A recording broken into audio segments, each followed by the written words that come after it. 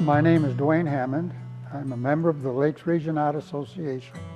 I've been a member since, I believe, 5 years ago. I joined in December, and I've been a member ever since, and hopefully in good standing. And I love it here. Knew I was going to be an artist when I was young, about 12 years old. I was very fortunate. I entered the National Art Association art show at Greeley Park, and I won first prize in the adult category for a pen and ink and watercolor that I did. My grandfather, my father's father, was an artist, so I guess it's in the blood. I went to school, high school, as an artist, doing the yearbooks, doing the posters, all kinds of things while I was in school, and then off to the Museum School of Fine Arts for 4 years to learn to be an accomplished artist. And that's where I am today, I hope. I find it by looking at great art, I guess. It gets me inspired. In fact, this past weekend I went to Paradise City show down in Northborough, Mass, and saw artwork that blew your mind.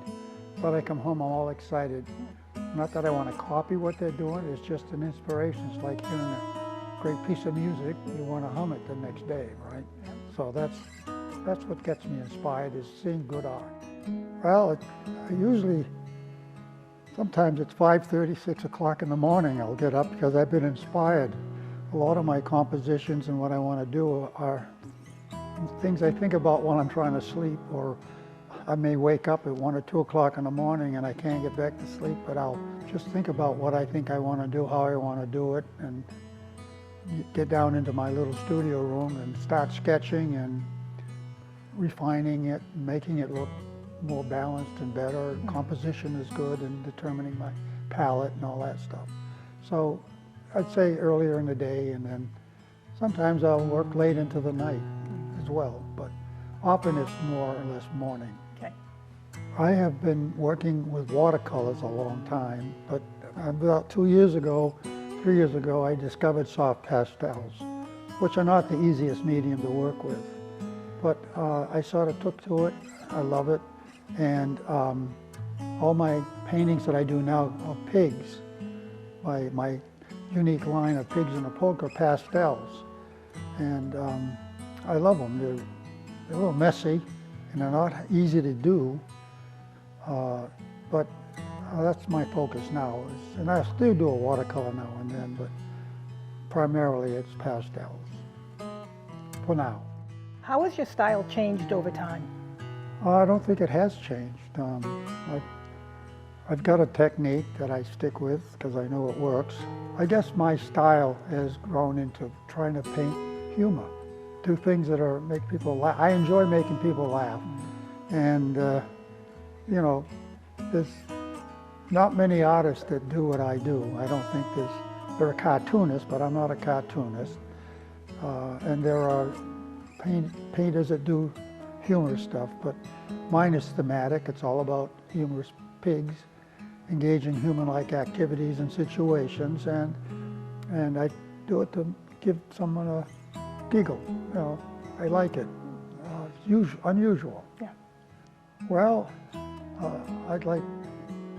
what I like best is a sense of accomplishment. If I've thought a painting out and I've illustrated or painted it, and the results sometimes are better than other ones, but it's the satisfaction of accomplishing something.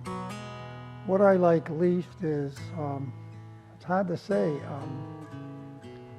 I think what I'm going to hate the most is artificial intelligence, because I'm watching TV now and they're talking about AI is going to be doing artwork, you know. That doesn't make my future seem that secure, does it? They're probably going to do wonderful paintings, wonderful art with 3D printers and all. It's a thing of the future, and it's scary for an artist. I think any great artist, I mean, I remember as a kid growing up, I used to love the Saturday Evening Post covers because of Norman Rockwell. Now, Norman Rockwell is not a fine artist, he's an illustrator, but the line between illustration and fine art, I think, is a very thin one. And but my folks couldn't afford the Saturday Evening Post, but my aunt and uncle who lived down the street about 4 or 5 houses did get to see it. And I couldn't wait for them to finish reading it so I could see Norman Rockwell's paintings.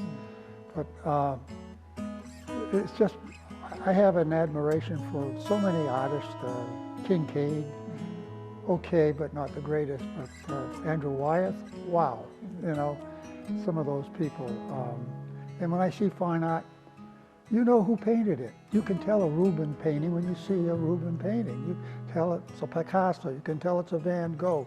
They all are unique, they all have their own style, their own subject matters, whatever.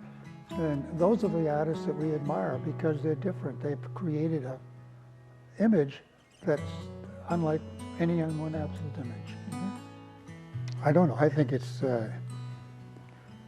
in my bloodstream, I don't know. It's just I get inspired sometimes by something I've seen, or I just get inspired by things I see in life, nature. Duane, tell us about your favorite paintings that you've made. Well, it's hard to pick a favorite all the time because the way I look at it, it's good enough to be framed and it's good enough to be a favorite. So, but some do come out better than others. This one here I thought come out exceptionally well for me.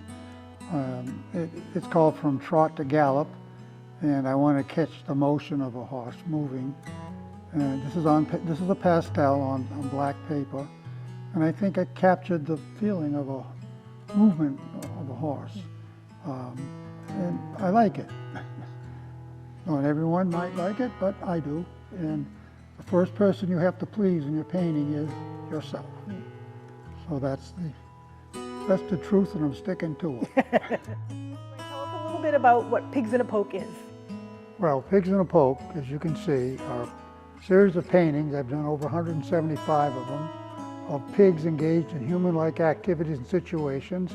They all have a caption, which is adding to the humor. They're designed and painted to be funny. I think that's my legacy.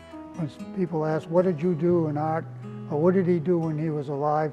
He did Pigs in a Poke. No one else has done anything like it. So that's my signature, I guess, as far as an artist.